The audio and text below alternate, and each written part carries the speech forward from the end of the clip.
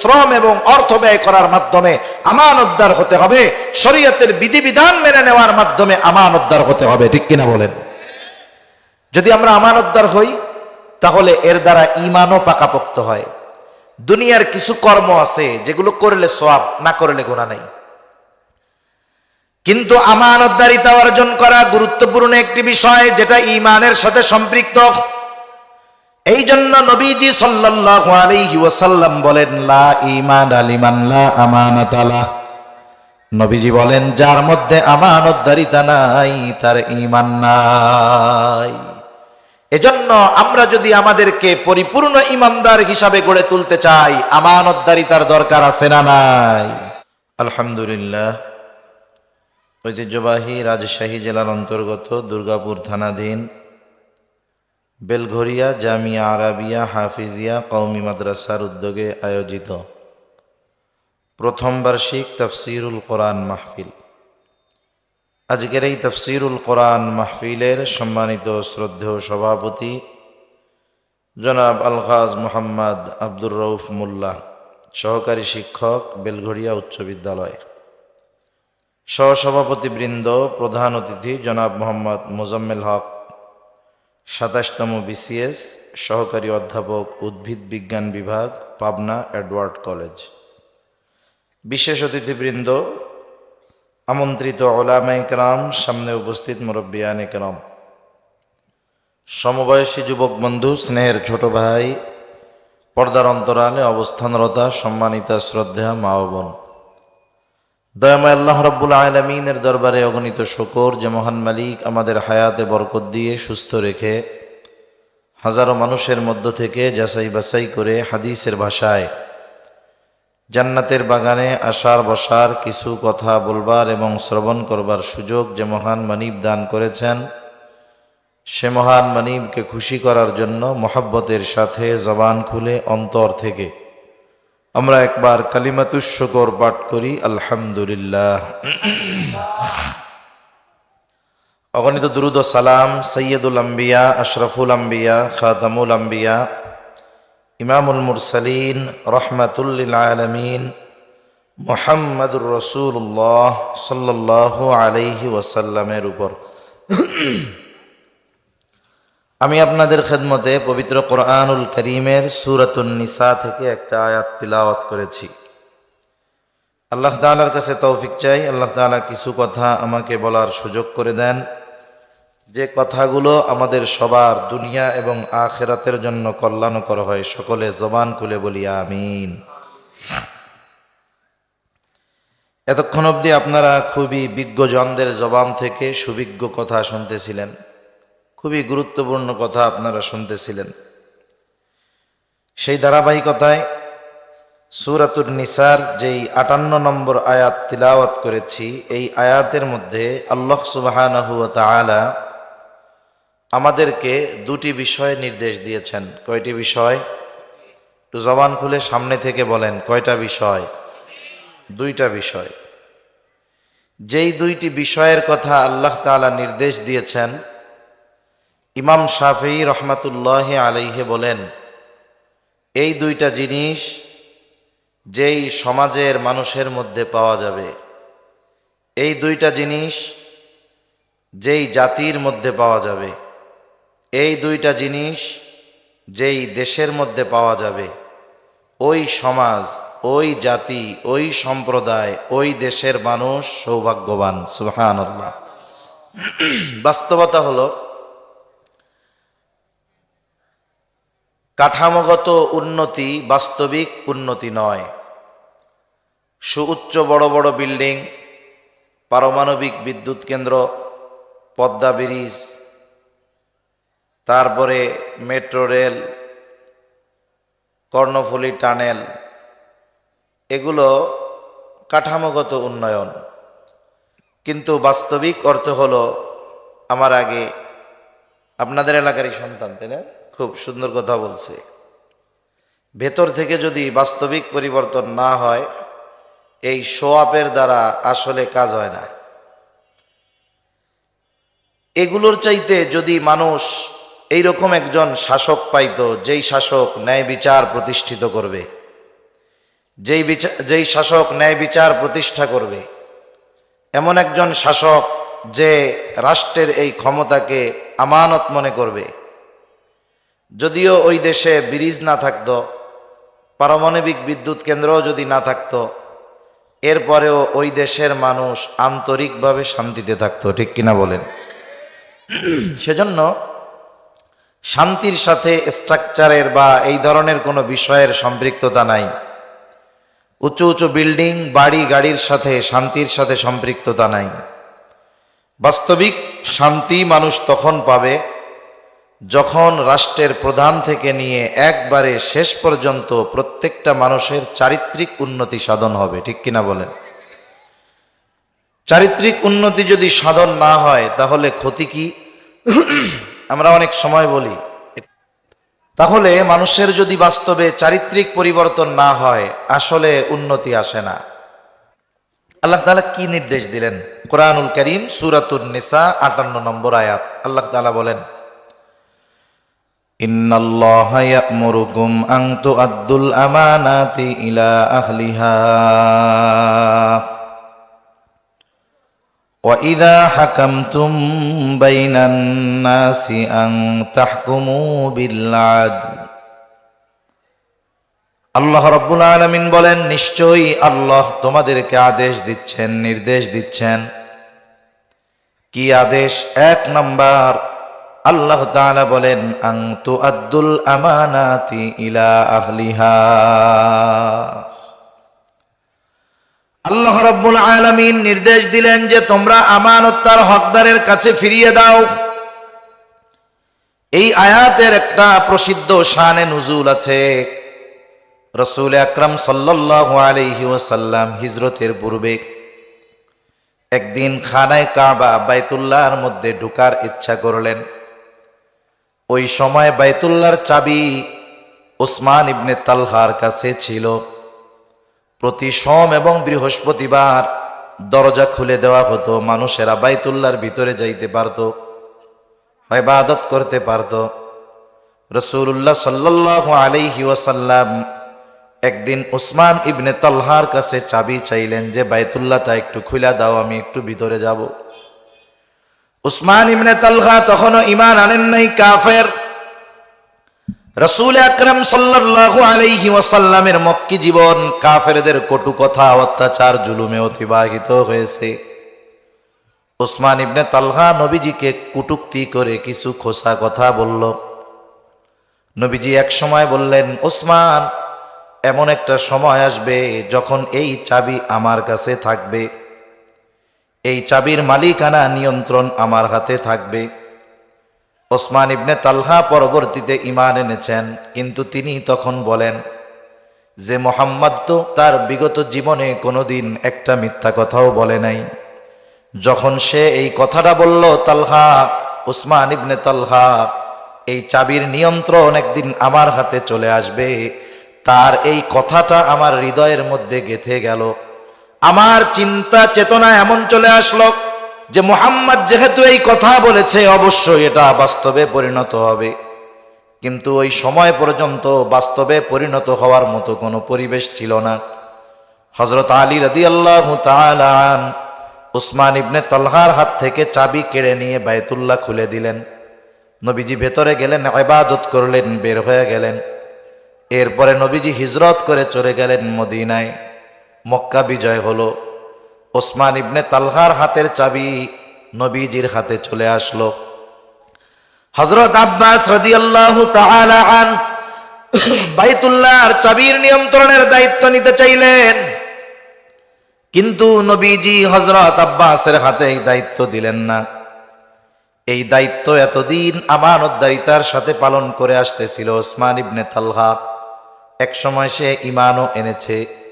আল্লাহ তাআলার পক্ষ থেকে আদেশ আসলো, নির্দেশ আসলো যে এই চাবি বহনের দায়িত্ব আপনি ওসমান ইবনে তালহার হাতেই তুলে দেন। ওসমান ইবনে তালহা চিন্তা করছে, নবুয়তের আগে তো ঢুকতে দেই নাই, এখন চাবি যেহেতু আমার হাত থেকে চলে গেছে, চাবি আর পাইছি। নবীজি তখন এই চাবি উসমান ইবনে তালহার হাতে তুলে দিয়ে বললেন, শোনো, কিয়ামত পর্যন্ত এই চাবি সংরক্ষণের দায়িত্ব ধারাবাহিকতার সাথে তোমার বংশের মধ্যেই থাকবে। এই যে দায়িত্বটা নবীজি তাকে ফিরিয়ে দিলেন, অথচ আল্লাহ তাআলা এইখানে কথাটাকে আমানত হিসাবে উল্লেখ করেছেন কেন? এই আয়াতের মধ্যেও এর একটা রহস্য নিহিত আছে। সাধারণত আমরা আমানতদার কাকে বলি? বলে লেনদেনের ক্ষেত্রে যার স্বচ্ছতা আছে। আমার কাছে কেউ কেন সম্পদ জমা রেখেছে, আমানত রেখেছে, আপনার কাছে কেউ রেখেছে, আমি যথাসময়ে ফিরিয়ে দেই, আপনি তার সম্পদগুলো যথাসময়ে ফিরিয়ে দেন। আমরা মনে করি আমি বড় আমানতদার, আপনারা মনে করেন আপনারা বড় আমানতদার। মানে আমরা মনে করি যে আমানতদারিতা এটা মনে হয় শুধু লেনদেন সংক্রান্ত একটা বিষয়। কিন্তু আয়াতের মধ্যে আল্লাহ তাআলা যেই শব্দ ব্যবহার করেছেন, এই শব্দটাই এ কথার প্রমাণ যে আমানত এটা একটা বিষয়ের সাথে সম্পৃক্ত নয়, বরং আমানতদারিতা বহু বিষয়ের সাথে সম্পৃক্ত। কথা কি বুঝতেছেন নাকি? সজাগ আছেন? তাকবীর দেন, নারায়ে তাকবীর।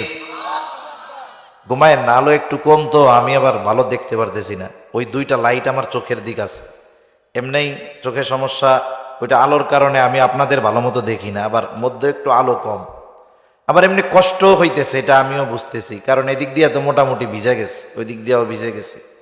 আসলে আগের আমলে ওয়াজ মাহফিলের মধ্যে খ্যাড় বিছাইয়া দিত। খ্যাড় না কি বলে আপনাদের এদিক? খ্যাড় বিছাইলে হয় কি, পানি এক জায়গায় পড়ে, ওই ফোঁটাটা এক জায়গায় পড়ে, কিন্তু এর উপরে যদি এক ফোঁটা পড়ে ওইটা 10 হাত নিয়ে ছড়ায় পড়ে, বসাও কষ্টকর। সেই জন্য সব সময় ডিজিটাল স্মার্ট ভালো না, ঠিক কিনা বলেন? অ্যানালগ সিস্টেমগুলোও অনেক সময় ডিজিটালের চাইতে উপকার বেশি হয়। আবার এইগুলার মধ্যে আমি মাঝে মধ্যে ওয়াজ বইসা শুনা দেখছি, উপরেরও ঠান্ডা, নিচে দিয়েও ঠান্ডা ওঠে, দুই রকমের জ্বালা। এজন্য যারা ওয়াজ মাহফিলের আয়োজন করবেন, এত সুন্দর প্যান্ডেলিং সব কিছু করা হয়েছে, এখন যদি একটু খ্যাড় বিছাইয়া দেওয়া হইতো, দেখতে খারাপ লাগতো, মাগার বইতে আরাম লাগতো, ঠিক কিনা বলেন? এজন্য এই বিষয়টা খেয়াল রাখতে হবে, তাইলে আরো সুন্দর হবে। এখন কি এই ওয়াজও আবার করবো নাকি? প্যান্ডেলগুলা দোসালা ঘর চিনেন? আপনাদের অঞ্চলে আছেন 2 সালা ঘর? প্যান্ডেল এইরকম সৌন্দর্য না দেখাইতে যাইয়া 2 সালা করবেন, এরকম একটু উঁচু করে, এভাবে করলে কুয়াশার পানিগুলো দুই পাশে, পানিগুলো পড়ে যাবে, মধ্যে পড়বে না। একটু কষ্ট হইলেও বেশি সময় তো আর কষ্ট দিব না ইনশাল্লাহ, একটু ধৈর্যের সাথে খেয়াল দিয়ে শুনবো ইনশাআল্লাহ।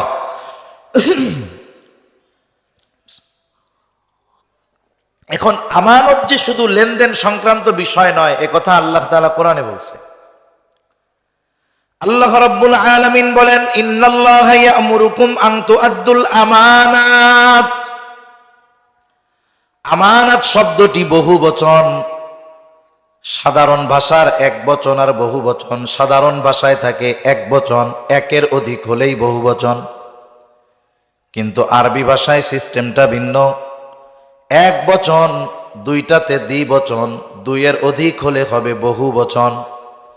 এইখানে আমানত শব্দটা বহু বচন ব্যবহার হয়েছে, এক বচনও হয় নাই, দ্বিবচনও হয় নাই, শব্দটা বহু বচন। মুফাসসিরিন একরাম বলেন, এর দ্বারা এই বিষয়টা সুস্পষ্ট হয়ে যায়, আমানত শুধু লেনদেনের সাথে সম্পৃক্ত বিষয় নয়, বরং আমানতের আরো অনেক দিক রয়েছে। কিন্তু সাধারণত আমরা কি জানি? আমরা জানি আমানতদারিতা ওই যে লেনদেন, আমার কাছে রাখছে, আমি ঠিকমতো দিয়ে দিছি, আমি আমানতদার।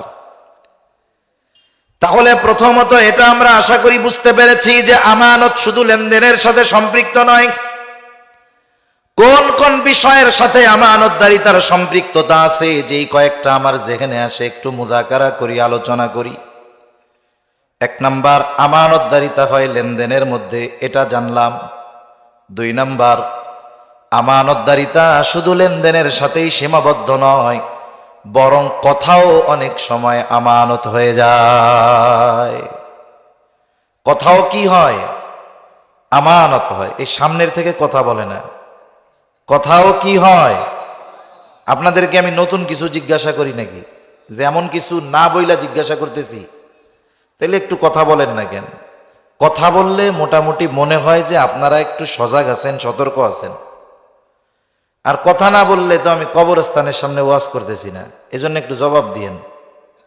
তাহলে কথাও কি হয়? জবান খুলে বলেন তো, আরো জোরে বলেন, সামনে থেকে কি হয়? আমানত হয়। রাসূল আকরাম সাল্লাল্লাহু আলাইহি ওয়াসাল্লাম বলেন, ইদা হাদ্দাসার রাজুলু সুম্মা ইলতাফাতা ফাহিয়া আমানাতুন। নবীজি সাল্লাল্লাহু আলাইহি ওয়াসাল্লাম বলেন, যখন কেউ কথা বলে, যখন কোনো মানুষ কথা বলে আর এদিকে সেদিকে তাকায়, ফাহিয়া আমানাতুন, এদিকে সেদিকে তাকিয়ে এসে যেই কথাটা বলে, নবীজি বলেন ওই কথাটা যার কাছে বলে ওই কথাটা তার কাছে আমানত হয়ে যায়। মনে করেন একজন ব্যক্তি আমার কাছে অথবা আপনার কাছে এসেছে, এসে ডানে বামে তাকাচ্ছে, এরপরে একটা কথা বলতেছে, অথবা কথা বলতেছে আর ডানে বামে তাকায় টাকায় দেখতেছে। এর দ্বারা আপনি আমি কি বুঝবো?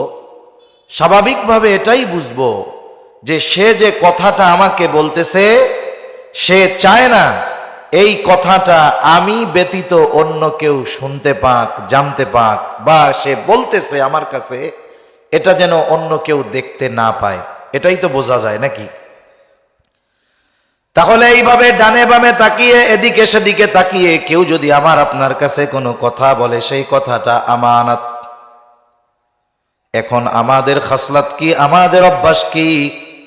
কেউ যদি আমি হুজুরের কাছে কোনো কথা বলার পরে বলে, হুজুর কথাটা আপনাকে বললাম, হুজুর আল্লাহর হস্তে আর কারো কাছে কইয়েন না। আমরা হইলাম মানুষ, বিলিয়ন বিলিয়ন টাকা হজম করে ফেলতে পারি, কিন্তু কথা হজম করতে পারি না। এইবার ওই লোকটা আমার চোখের আড়াল হওয়ার আগে আমি আমার পাশের মানুষটাকে ডাক দিয়া বলি, শোনো ওই লোকটা আমার কাছে কি বলছে জানো? বলে শুনি নাই। বলে লোকটা আমাকে খুব বিশ্বাস করে, একটা গোপন কথা বলছে, কারো কাছে বলতে মানা করছে। আমি তোমারে খুব বিশ্বাস করি, তোমার কাছে কথাগুলা কইলাম, তুমি কিন্তু কাউরে কইও না। ওই লোক মানা করেছে, হুজুর কারো কাছে বইলেন না। আর আমি আরেকজনরে কথাটা বইলা বলতেছি, আমি তোমাকে বললাম তুমি আর কাউকে বলো না। ও মনে করবে হুজুরকে তো বলতে মানা করেছিল, হুজুর যেহেতু আমি একজনের কাছে বলছে তাইলে মনে হয় একজনের কাছে বলা যায়। এই চিন্তা কইরা ও আরেক দোস্তর কাছে গিয়া বলবে, দোস্ত হুজুর খুব ভালো না? কয় হ্যাঁ খুব ভালো। হুজুর কি মিথ্যা কথা কয়? কয় না। কয় হুজুর আমাকে খুব বিশ্বাস করে, হুজুর আমাকে অমকের ব্যাপারে এই কথাটা বলছে, কারো কাছে বলতে মানা করছে, দোস্ত তোমাকে আমি বললাম তুমি কিন্তু কাউরে কইও না। ও চিন্তা করে একজনের কাছে কইলে মনে হয় অসুবিধা নাই। ও আর একজনরে গিয়া বলে, শোনো অমকের ব্যাপারে আমাকে এই কথাটা একজন বলছে, কারো কাছে বলতে মানা করছে, আমি তোমাকে বললাম তুমি আর কাউরে বইলো না। এইভাবে সকালের কথা আমি যখন একজনের কাছে ফ্লাশ করলাম, বলে দিলাম, দুপুর হতে হতে কথা পৌঁছিয়া গেছে 100 জনের কাছে। যে যার কাছে বলে শুধু বলে, দোস্ত তোমারে বললাম তুমি কিন্তু কাউরে কইও না। এখন বলেন তো আমি বলছি কয়জনের কাছে? জোরে বলেন কয়জন? কথা পৌঁছাইছে কতজনের কাছে? বলেন তো এখন খেয়ানত কি আমার একটা হইছে না 100টা হইছে? রাসূল আকরাম সাল্লাল্লাহু আলাইহি ওয়াসাল্লাম বলেন, যেই ব্যক্তি কোনো ভালো কাজের সূচনা করে আর মানুষ যখন ওই ভালো কাজের উপরে আমল করে, যেটার সূচনা তার মাধ্যমে হয়েছে, সে কইরা তো সওয়াব পায়, সাথে সাথে তার শুরু করা ওই আমল যত মানুষ করে, কিয়ামত পর্যন্ত সে যদি দুনিয়ায় নাও থাকে, কিয়ামত পর্যন্ত যদি তার শুরু করা ওই ভালো কাজটা মানুষ করতে থাকে, কবরে শুয়ে শুয়ে সকলের ভালো কাজের সমপরিমাণ সওয়াব সে পেয়ে যায়। কেন পায়? বলে তার দ্বারা এই ভালো কাজের সূচনা হয়েছে। আবার নবীজি বলেন, যার দ্বারা কখন কোনো মন্দ কাজের সূচনা হয়, ওই মন্দ কাজ যখন সে করে, মন্দ কাজের করার কারণে তার পাপ হয়, আর তার দ্বারা সূচনাকৃত মন্দ কর্মটা পৃথিবীতে যতদিন চলবে, কিয়ামত পর্যন্ত যদি চলে, কবরে শুয়ে শুয়ে সকলের মন্দ কাজের সমপরিমাণ গুনাহ তার আমলনামায় যোগ হয়ে যায়। নবীজি বলেন, আদম আলাইহিস সালামের হত্যাকারী যেই সন্তান, এই জমিনের উপরে সর্বপ্রথম অন্যায়ভাবে হত্যাকাণ্ড তার মাধ্যমে সংগঠিত হয়েছে। কিয়ামত পর্যন্ত যত অন্যায় হত্যাকাণ্ড সংগঠিত হবে, সব অন্যায় হত্যাকাণ্ডের সমপরিমাণ পাপ আদম আলাইহিস সালামের ওই সন্তানের আমলনামায় যোগ হয়ে যাবে। এই জন্য আমি আপনি যদি কোনো কথার খেয়ানত করি, ওই কথা যদি আমি একজনের কাছে বলার কারণে 1000 জনের কাছে পৌঁছিয়ে যায়, যত জনের কাছে পৌঁছাবে তত খেয়ানত, সবার সমপরিমাণ গুনাহ প্রথমে যিনি খেয়ানত করেছেন তার আমলনামায় যোগ হয়ে যাবে। এজন্য কথাও আমানত হয়, আবার বুঝতে হবে কোন কথা আমানত কোন কথা আমানত না, নাইলে তো বিপদ আছে। এই হাদিস শুনে মনে করেন মুরব্বী একজন বাড়ি যাইতেছে, এক চোর ওয়াজ শুনছে। চোর ওয়াজ শুনে না মাঝে মধ্যে, শুনে তো মোবাইল চোর, জুতা চোর কতজন আসে, এমনও আসে ডাকাত মাহফিলে আসে, আইসা আবার কমিটির কাছে শুনে হুজুরের হাদিয়া কত দিছেন। কথা বোঝেন নাই? ঘটনাই কই, মনে যেহেতু পড়ছে একটু বলি। মরহুম মুফাসসিরে কোরআন ব্রাহ্মণবাড়িয়ার এক প্রসিদ্ধ ওয়াইজ মাওলানা জুবায়ের আহমদ আনসারী রহমাতুল্লাহ আলাই এক জায়গা থেকে ওয়াজ করে ফিরতেছে, মৌলভীবাজার জেলা পাহাড়ি রাস্তা দিয়া ব্রাহ্মণবাড়িয়া আসতেছে। ওয়াজ করে ফেরার পথে ওনারে ডাকাইতে ধরছে। এখন ডাকাইতে ধরার পরে ডাকাত ধইরা সালাম দিয়া কে, হুজুর ভালো আছেন? হ্যাঁ হুজুর, আপনার তিলাওয়াত যা মধুর, দিল পাগল হয়ে যায় হুজুর। কি করবো, কাম কাজ নাই, আজকে যা পাইছেন আমাকে দিয়া যান। এখন হুজুর পকেট থেকে টাকা বের করে দিছে। ওরা গুইনা কয়, হুজুর ওই মাহফিলে এত টাকা দিছে, আপনি আর বাকিটা কই, বাকিটা দেন। তার মানে চিন্তা করেন, এইখান থেকে খোঁজ লাগায় দিছে যে হুজুরের কিন্তু হাদিয়া এত দিছে, কম দিলে কিন্তু নিস না। এইরকম কিছু বুজুর্গ কিন্তু ওয়াজ মাহফিলে আসে। এখন মনে করেন ওই চোর রাতের বেলা মুরব্বীর কাছে ডাইনে বামে তাকায়া যাওয়ার সময় করছে, চাচা আজকে আপনার পাশের বাড়ি কিন্তু আমি চুরি করবো। কি কয়, আপনার পাশের বাড়ি কি করবো? কারণ ডাইনে বামে তাকায় কইছে। হুজুর এখন মুরব্বী চিন্তা করতেছে, হুজুরে কি ওয়াজ শুনাইলো, কি বিপদে পড়লাম। ওয়াজে শুনে আসলাম, ডাইনে বামে তাকায় যদি কোনো কথা কয় আমানত যদি বইলা দেই, এখন খেয়ানতকারী হইতে হইব। কি করবো, পাশের বাড়িওয়ালারে যদি সতর্ক না করি তাহলে তার মাল চুরি হয়ে যাইব, এক মুসিবত না? এজন্য একটা কথা বলার পরে একেবারে ন্যূনতম জ্ঞান যার আছে সে বুঝতে পারে যে এই কথাটা গোপন করা দরকার না এই কথাটা বলে দেওয়া দরকার। কেউ যদি আমার আপনার কাছে এমন কোন কথা বলে যেই কথা আমি যদি গোপন রাখি, রাষ্ট্রের ক্ষতি হবে, মানুষের ক্ষতি হবে, ইসলামের ক্ষতি হবে, গোপন রাখার সুযোগ নাই, বলে দেওয়া দায়িত্ব। আবার অনেক সময় অনেকে নিজেদের ব্যক্তিগত বিষয়ের কথা বিশ্বস্ত মানুষের কাছে বলে, দুঃখের কথা বলে, কষ্টের কথা বলে। ওই কথা যদি সমাজের মানুষ জানতে পারে সে লজ্জিত হয়ে যাবে। আমরা কি করি, অনেক সময় তার সাথে যদি সম্পর্ক ভালো থাকে ওই কথাটাকে গোপন রাখি, দোষটাকে গোপন রাখি। কিন্তু যখন তার সাথে আমার সম্পর্ক খারাপ হয়ে যায়, তার ওই গোপন কথাটাকে তার বিরুদ্ধে অস্ত্র হিসাবে ব্যবহার করি। বলে না বেশি কথা কবি না, জানি কিন্তু কইয়া দিমু যে তোর বউ তোরে পিড়ায়। এই যে বলল, এখন এ কথা বলার দ্বারা সমাজে সে লজ্জা পাবে না যদি মানুষ জানে? আপনার কাছে তো মনের ব্যথা হালকা করার লাইগা কইছিল যে আপনি কারো কাছে বলবেন না এই আশায়। কারণ মানুষ যখন কোনো কষ্ট ভোগ করে, কষ্ট পায়, ডিপ্রেশন, টেনশনে থাকে, তখন যদি তার মনের কথা কোনো বিশ্বস্ত মানুষের কাছে বলতে পারে, দিলটা একটু হালকা হয়। এখন আপনি এই কথা মানুষের সামনে বইলা তারে লজ্জা দিলেন, অপমান করলেন। হাদিসে কি আছে জানেননি? রাসূল আকরাম সাল্লাল্লাহু আলাইহি ওয়াসাল্লাম বলেন, এই রকম ভাবে কোন মানুষ যদি কাউকে লজ্জা দেয়, অপমান করে, আল্লাহর নবী জানিয়ে দেন ওই ব্যক্তি যদি ঘরের কোনায়ও লুকিয়ে থাকে ওই জায়গায়ও আল্লাহ তাআলা তাকে অপমান করে ছাড়বে। এই জন্য অনেক মানুষের এমন কিছু বিষয় আমার আপনার জানা থাকে, যেই দোষের কথা যদি আমি আপনি মানুষের সামনে বলি সে লজ্জিত হবে। এই ধরনের কথাগুলোও হেফাজত করা আমানত। তাহলে লেনদেন আমানত, কথা আমানত, 3 নাম্বার দায়িত্ব আমানত। মুফাসসিরিনে কেরাম বলেন এই আয়াতে দায়িত্বের আমানতের বিষয়টাই আল্লাহ তাআলা উল্লেখ করেছেন, কারণ শতাব্দীর পর শতাব্দী ধরে ওসমান ইবনে তালহার পূর্বপুরুষদের হাতে এই চাবি সংরক্ষণের দায়িত্ব ছিল। মক্কা বিজয়ের পরে সাময়িক সময়ের জন্য নবীজি এই দায়িত্বটা নিলেন, আর আল্লাহ তাআলাও চাইলেন ওসমান ইবনে তালহা ঈমান গ্রহণ করেছে, আল্লাহ তাআলাও চাইলেন এই চাবি বহনের দায়িত্বটা ওসমান ইবনে তালহার বংশের উপরেই থাক। এই জন্য আল্লাহ তাআলাও নবীজিকে নির্দেশ দিয়ে জানায়া দিলেন এই চাবি বহনের দায়িত্বটা আপনি তার হাতে ফিরায়া দেন। এই দায়িত্বটাকে আল্লাহ তাআলা আমানত বলে অভিহিত করেছেন। এজন্য ছোট বড় যে কোনো দায়িত্ব আমানত, যে কোনো দায়িত্ব কি আমানত। এখন তো এমন এক জামানা মানুষ দায়িত্ব নেওয়ার জন্য প্রতিযোগিতা করে। মাঝে মধ্যে দেখেন না, এক ইউনিয়নের মধ্যে দেখছি যে 30 জন চেয়ারম্যান হইতে চায়। কয়জন? 30 জন চেয়ারম্যান হইতে চায়। আবার যখন দলীয় মার্কা দিছে তখন আবার একটা কম্পিটিশন হয়ে গেছে। আর আগে যখন ব্যক্তি নির্বাচিত করা যাইতো, মানে ব্যক্তিকে দেখে ভোট দেওয়া যাইতো, তখন এক ব্যবস্থা।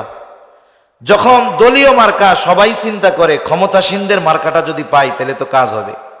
গত ইউনিয়ন নির্বাচনের টার্মে একটা ইউনিয়নের মধ্যে এক লোক নির্বাচনের আগে এবং মার্কা কেনা নিয়ে 3 কোটি টাকার উপরে খরচ করছে। অনেক বড় ইউনিয়ন না, সে ওই মার্কা পাওয়ার জন্য খরচ করছে কয় কোটি টাকা? 3 কোটি মোটি। এখন আমাদের কাছে ডাইল ভাত, লাখ লাখ কোটি টাকা পাচার হয়ে যাইতেছে। মানে লক্ষ কোটি টাকা শুনতে শুনতে এখন 2-1 কোটি টাকা মনে হয় 2 পকেটেই থাকে আমাদের। মনে করেন একজন ছাত্র নেতা, তাও জাতীয় পর্যায়ের না, সে একটা জেলা পর্যায়ের ছাত্র নেতা, এ পাচার করছে কত? বলে 1000 কোটি টাকা মাত্র।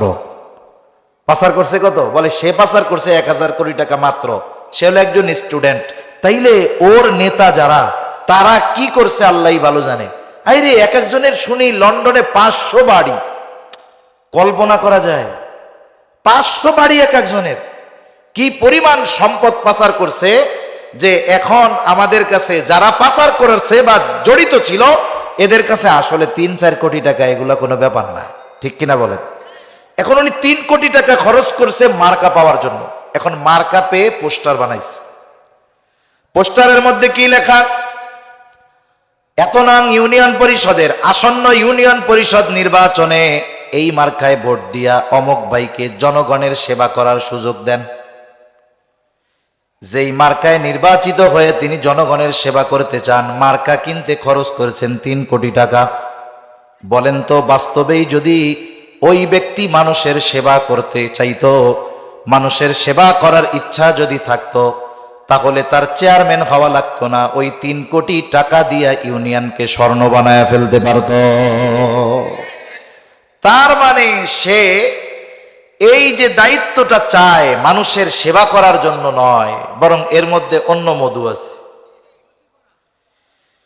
তাহলে মানুষ একটা সময়ে দায়িত্ব নিতে চাইতো না, এখন মানুষ দায়িত্ব নেওয়ার প্রতিযোগিতা করে। দায়িত্ব টাকা দিয়ে কিনে নেয়, দায়িত্ব ঘুষ দিয়ে নেয়। মনে রাখবেন এই দায়িত্বটা আমানত। হযরত আবু যর গিফারি রাদিয়াল্লাহু তাআলা আনহুকে রাষ্ট্রীয় একটা দায়িত্ব দেওয়া হবে, উনি জানে না। উনার অনুপস্থিতিতে মজলিসে মিটিং হয়েছে, আলোচনা হয়েছে, রাষ্ট্রীয় ওই দায়িত্বটা আবু যর গিফারিকে দিলে ভালো হয়।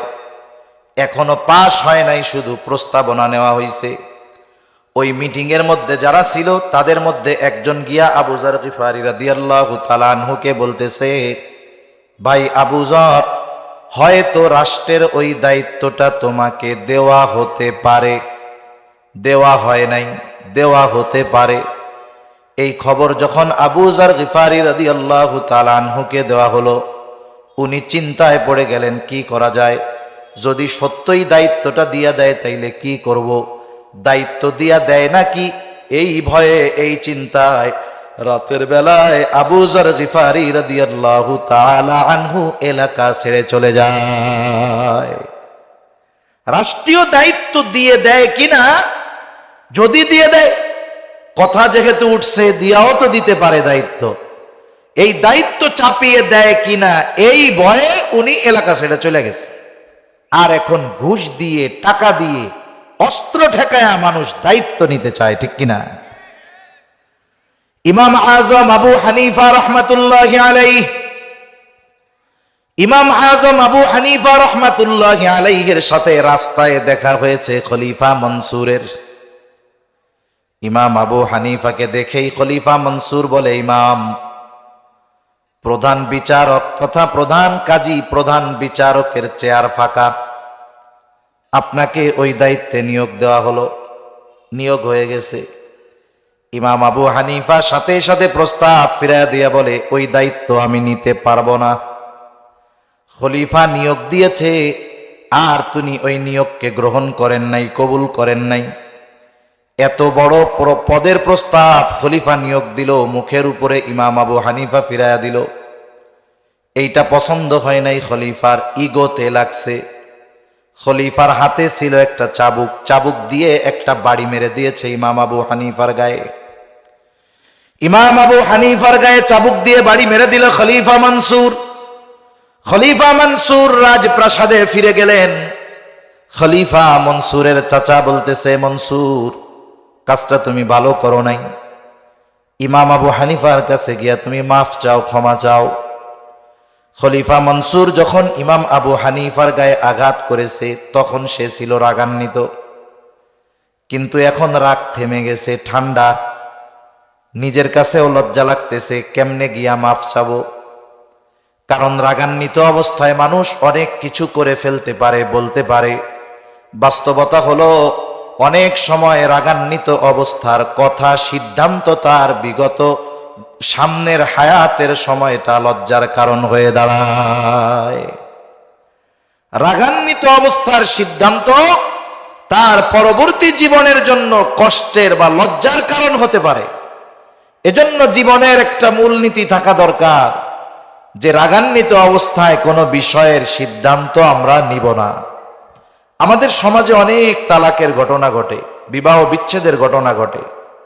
যে তালাক দেয় তারে জিজ্ঞাসা করবেন যে তুই কি আনন্দের ঠেলায় তালাক দিছস না রাগ হইয়া দিছস? কইব যে ওই সময় রাগের ঠেলায় মাথা ঠিক ছিল না, এই জন্য দিয়া দিছি 14 গোষ্ঠী ধইরা। তার মানে অনেক সময় অনেকে এই যে বিবাহ বিচ্ছেদের আগে, তালাকের আগ পর্যন্ত খুব পাওয়ারফুল থাকে দুইজনে, স্বামী স্ত্রীর মধ্যে দ্বন্দ্ব লাগছে, রাগান্বিত অবস্থায় তালাক দিয়ে দেয়। কিন্তু তালাক দেওয়ার পরে শয়তান উভয়ের অন্তরে উভয়ের প্রতি মহব্বত ঢাইলা দেয়। তখন হুজুরের কাছে যায় যে হুজুর, কাজ তো এটা হয়ে গেছে, রাগ হইয়া দিছি হুজুর। হুজুরও কয় কি কেউ কি খুশি হইয়া তালাক দেয় নাকি? তালাক তো রাগ হইয়াই দেয়, তাই না? রাগ হইয়া তালাক দিয়া দিছি। এজন্য যখন রাগ আসবে কোনো সিদ্ধান্ত নেওয়া যাবে না। একটা মানুষ যখন রাগান্বিত হয়, শয়তান রাগিয়ে দেওয়ার চেষ্টা করে, তখন কি করবে সে? কোরআন হাদিসে এর নির্দেশনা আছে। যদি দাঁড়ানো থাকে সে বসে পড়বে, যদি বসা থাকে শুয়ে পড়বে, স্থান পরিবর্তন করবে, অজু করবে, নামাজে দাঁড়িয়ে যাবে। আশা করা যায় আস্তে আস্তে তার মধ্যে রাগটা কমে যাবে। গ্রাম অঞ্চলে বেশি হয়, স্বামী স্ত্রীর মধ্যে দ্বন্দ্ব লাগছে, যখন দুইজনের মধ্যে ঝগড়া চলে, আশেপাশের মানুষজন জড়ো হয় ঝগড়া থামানোর জন্য না, ঝগড়া দেখা মজা নেওয়ার জন্য, ঠিক কিনা বলেন? এরা ততক্ষণ পর্যন্ত কোনো কথা বলে না যতক্ষণ না ওই বেটা তালাক দেয় আর কি, শুধু দেখতেই থাকে। কিন্তু যখন তালাক দেয় তখন বলে, আরে কাকা করছেন কি, কাজ তো শেষ, চাচি তো আর আপনার নাই, বউ ছুটে গেছে গা, এখন এই যে 2 বছরের পোলা পায় না, এটির কি হইব? এজন্য গ্রামে যেটা হয়, স্বামী স্ত্রীর যখন দ্বন্দ্ব লাগে, মহিলারা মহিলাকে একটু দূরে সরায় নিয়ে যাবে, পুরুষরা পুরুষকে একটু দূরে সরায় নিয়ে যাবে। দুইজন যখন দুইজনের চোখের আড়ালে যাবে, তাদের মধ্যে রাগ একটু কইমা যাবে। দেখা যাবে যে এতটুকু যদি আমরা করি, হয়তো একটা সংসার ভাঙা থেকে আমরা বাঁচাতে পারবো, ঠিক কিনা বলেন? আর মূল কথা, রাগান্বিত অবস্থায় আমরা কোনো সিদ্ধান্ত নিব না। খলিফা মনসুর রাগান্বিত অবস্থায় ইমাম আবু হানিফার গায়ে চাবুক দিয়ে আঘাত করছে। এখন রাগ নাই, কিন্তু ক্ষমা চাইতে যাবে, তার জন্য লজ্জা লাগতেছে। খলিফা মনসুর তার সবচাইতে বিশ্বস্ত মানুষটাকে নিযুক্ত করলেন ক্ষমা চাওয়ার জন্য। খলিফা মানসুর ওই লোকটাকে বলতেছে, তুমি যাও ইমাম আবু হানিফার কাছে গিয়ে বলবা খলিফা তার কর্মের জন্য লজ্জিত, আপনার কাছে ক্ষমা চেয়েছে। আর সাথে 1 থলে স্বর্ণ মুদ্রা দিয়ে দিল, 1 থলে স্বর্ণ মুদ্রা। খলিফা বলে, ইমাম আবু হানিফাকে বলবা এটা খলিফা আপনার জন্য হাদিয়া দিয়েছে, আর যদি সে এই হাদিয়া গ্রহণ করে তাহলে আমি সুনিশ্চিত হব যে সে আমাকে ক্ষমা করে দিয়েছে। লোকটা এবার 1 থলে স্বর্ণ মুদ্রা নিয়ে ইমাম আবু হানিফার কাছে চলে গেল। ইমাম আবু হানিফার কাছে গিয়ে লোকটা বলে, ইমাম, খলিফা মানসুর তার আচরণের জন্য লজ্জিত ব্যথিত, তিনি আপনার কাছে ক্ষমা চেয়েছেন, আপনি ক্ষমা করে দেন। ইমাম আবু হানিফা নববী গুণে গুণান্বিত, যখনই মাপ চাইছে বলে, হ্যাঁ আমি মাফ করে দিলাম, ক্ষমা করে দিলাম। এইবার লোকটা 1 থলে স্বর্ণ মুদ্রা ইমাম আবু হানিফাকে দিয়ে বলতেছে, এই খলিফা এই স্বর্ণ মুদ্রা আপনার জন্য হাদিয়া দিয়েছে, আপনি যদি খলিফার এই হাদিয়া গ্রহণ করেন তাহলে খলিফা সুনিশ্চিত হবে যে আপনি তাকে ক্ষমা করে দিয়েছেন। ইমাম আবু হানিফা বলতেছে, যাও এটা ফিরায় নিয়ে যাও, হাদিয়া লাগবে না, মাফ করে দিছি। এখন ওই জামানায় তো আর রেকর্ডিং ছিল না যে ঠিক আছে হুজুর তাইলে একটু ভিডিওর মধ্যে বইলা দেন যে আপনি মাফ করে দিয়েছেন, ওই উপায় তো আর নাই। আলামতটা কি বলে, স্বর্ণ মুদ্রা রাখলে নিশ্চিত যে মাফ করছে। ইমাম আবু হানিফা রাখে না। ওই লোকটা বারবার পিড়াপিড়ি করতেছে। ইমাম আবু হানিফা বলে, তোমার খলিফা আমাকে 1 থলে স্বর্ণ মুদ্রা হাদিয়া দিল, এত সম্পদ পাইল কই? বলে, কোথায় পাবে, রাষ্ট্রীয় কোষাগার থেকে দিয়েছে। ইমাম আবু হানিফা বলে, না রাখা যাবে না, ফেরত নিয়ে যাও। লোকটা আরো পিড়াপিড়ি করে, বলে, আপনি এটা রাখেন, নিজের জন্য ব্যয় না করেন, মানুষকে সদকা করে দিয়েন। ইমাম আবু হানিফা বলে, শোনো, তোমার কাছ থেকে এই স্বর্ণ মুদ্রা রাখবার পর এটা আমি নিজের জন্য ব্যয় করি নাকি সদকা করে দেই সেটা বিষয় নয়, তোমার খলিফা জানবে ইমাম আবু হানিফা আমার দেওয়া হাদিয়া গ্রহণ করেছে, সুতরাং এটা রাখা যাবেই না। সাথে সাথে তুমি তোমার খলিফার কাছে এটা ফেরত দিবা এবং বলবা যে রাষ্ট্রের পক্ষ থেকে তার জন্য একটা ভাতা নির্ধারিত আছে। খলিফাদের জন্য ভাতা নির্ধারিত ছিল, রাষ্ট্রপতির জন্য নির্ধারিত ভাতা আছে না নাই? প্রধানমন্ত্রীর জন্য আছে না নাই? এমপি মন্ত্রীদের জন্য, চেয়ারম্যান, মেম্বার, ওয়ার্ড চেয়ারম্যান, সবার জন্য একটা ভাতা আছে রাষ্ট্রীয় পক্ষ থেকে। তুমি গিয়ে খলিফাকে বলবা তার জন্য যেই পরিমাণ ভাতা নির্ধারিত করা হয়েছে এই পরিমাণ সম্পদের বাইরে 1 টাকাও নিজের কাজে ব্যবহার করার অধিকার তার নাই, কারণ সে এই সম্পদের হেফাজতকারী। সে যদি এখান থেকে নিজের কাজে সম্পদ ব্যয় করে অবশ্যই তার দায়িত্বের খেয়ানত করা হবে। এখন ওই লোক এত তেল মারছে, কাজ হয় নাই, রাগে চলে গেছে।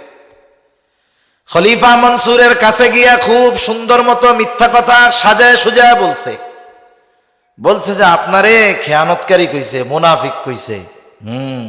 খলিফা আরো রাগ হয়ে গেছে। খলিফা এবার বাহিনী পাঠায় দিছে। কত বড় স্পর্ধা! ইমাম আবু হানিফা আমাকে এই কথা বলল, যাও ওকে আটকাও, জেলখানার মধ্যে ভরে দাও। ইমাম আবু হানিফাকে আটক করা হলো, জেলখানার মধ্যে আটকিয়ে দেওয়া হলো। প্রতিদিন চাবুক দিয়ে আঘাত করা হতো আর বলা হতো, তুমি যদি প্রধান বিচারকের দায়িত্ব গ্রহণ করো তোমাকে ছেড়ে দেওয়া হবে। ইমাম আবু হানিফা চাবুকের আঘাতে জর্জরিত, তবু দায়িত্ব গ্রহণ করেন না। ঐতিহাসিকদের থেকে 2টা মত পাওয়া যায়। একটা হলো যখন তারা তাকে টলাইতে পারে না, এইবার তাকে খাবারের সাথে বিষ মিশিয়ে শহীদ করে ফেলা হলো। আর এক বর্ণনায় আসছে যখন তিনি প্রচন্ড দুর্বল অসুস্থ হয়ে গেলেন তাকে গৃহবন্দী করে ফেলা হলো। ওই অবস্থাতেই তিনি দুনিয়া থেকে বিদায় নেন। ওনাকে গৃহবন্দী অবস্থায় ওনার শাগরেদ ছাত্ররা জিজ্ঞাসা করে, ওস্তাদ, যেই কারণে আপনার উপরে এত জুলুম, এত অত্যাচার, প্রধান কাজীর দায়িত্ব নেওয়ার জন্য অথচ প্রধান বিচারকের যত গুণাবলী দরকার, যোগ্যতা দরকার, সব কিছু আপনার মধ্যে থাকার পরেও আপনি চাবুকের আঘাত সহ্য করলেন, জুলুম সহ্য করলেন, তবুও কেন প্রধান বিচারকের দায়িত্ব গ্রহণ করলেন না? ইমাম আবু হানিফা বলে, শোনো, যেই দায়িত্ব আমি নেই নাই, এই ব্যাপারে আমাকে আল্লাহ তাআলা কিয়ামতে জিজ্ঞাসা করবে না। যদি আমি বিচারকের দায়িত্ব নিতাম, আর যদি বিচার কার্যে কোনো খেয়ানত হইতো, ত্রুটি বিচ্যুতি হয়ে যাইত, কিয়ামতের দিন আল্লাহ তাআলার সামনে খেয়ানতের বোঝা নিয়ে আমাকে দাঁড়ানো লাগতো। এত জুলুম অত্যাচার সহ্য করেছি, তবুও দায়িত্ব নেই নাই কেন? কারণ এই দায়িত্ব আমানত। দায়িত্ব পালনে যদি কোনো ত্রুটি বিচ্যুতি হয়ে যায়, তাহলে দায়িত্বের খেয়ানত হবে, এই খেয়ানতের ভয়ে দায়িত্ব নেই নাই। রাসূল আকরাম সাল্লাল্লাহু আলাইহি ওয়াসাল্লাম বলেন, আবু দাউদের বর্ণনা, নবীজি বলেন, তোমাদের কাউকে যখন কোনো সরকারি দায়িত্ব দেওয়া হয়, কেউ যদি ওই দায়িত্বের সুচ পরিমাণ খেয়ানত করে, সুচ পরিমাণ, নবীজি বলেন কিয়ামতের দিন ওই ব্যক্তি খেয়ানতের বোঝা নিয়ে আল্লাহর সামনে হাজির হবে। এই জন্য সেটা রাষ্ট্রীয় দায়িত্ব হোক, সরকারি বা বেসরকারি, যে কোনো দায়িত্ব হোক, সব ধরনের দায়িত্ব আমানত। আপনাকে একটা দায়িত্ব দেওয়া হয়েছে, বলা হয়েছে এই কাজটা যথাযথভাবে শেষ করার পরে তোমাকে এত টাকা বেতন দেওয়া হবে। এই যে কাজটা আপনাকে দেওয়া হলো, দায়িত্ব দেওয়া হলো, এটা আমানত। আপনি যদি ওই কাজ ফাঁকি দিয়ে, তার চোখে ধুলো দিয়ে, ওই কাজের বিপরীতে যেই পারিশ্রমিক আছে সেটা যদি আপনি গ্রহণ করি, নিঃসন্দেহে দায়িত্বের খেয়ানত করা হবে। এজন্য যার উপরে যেই দায়িত্ব আছে সেই দায়িত্বটাকে আমানত মনে করা। এজন্য নবীজি সাল্লাল্লাহু আলাইহি ওয়াসাল্লাম বলেন, কুল্লুকুম রাঈনা ওয়া কুল্লুকুম মাসউলুনা আন রাইয়াতিহি। নবীজি বলেন, তোমরা প্রত্যেকেই দায়িত্বশীল, আর কিয়ামতের দিন আল্লাহ রাব্বুল আলামিন প্রত্যেককেই তার দায়িত্বের ব্যাপারে জিজ্ঞাসা করবে। এজন্য দায়িত্ব যত বড়, বিপদটাও তত বড়, ঠিক কিনা বলেন? এখন সব মানুষ যদি দায়িত্বকে আমানত মনে করত, রাষ্ট্রের প্রধান তিনি যদি তার দায়িত্বকে আমানত মনে করতেন, তাহলে মানুষের উপরে জুলুম হইতো না, অবিচার হতো না, টাকা পাচার হতো না, ইসলাম বিদ্বেষিতামূলক কোন কর্মকাণ্ড তাদের দ্বারা প্রকাশ পেত না, ঠিক কিনা বলেন? এরা মনে করে দায়িত্ব গনিমত পাইছি, আমার বাপের দেশ, যা মন চাই সব করে ফেলবো, সব আমার। এজন্যই তো দেখেছি মানুষ যখন কষ্টে পড়ে একটু আন্দোলন করে, এমনও কথা দেশে বলেছে সবকিছু বন্ধ করে দিয়ে বসে থাকবো। ফেরাউনের মতো আচরণ করেছে, আল্লাহ তাআলা ওই ধরনের অবস্থাও তাকে দেখিয়ে দিয়েছে, ঠিক কিনা বলেন? সেজন্য আমরা প্রত্যেকের জায়গায় ছোট বড় দায়িত্বকে আমানত মনে করব, বলেন ইনশাআল্লাহ। সময়টা আমানত, সময় আমানত।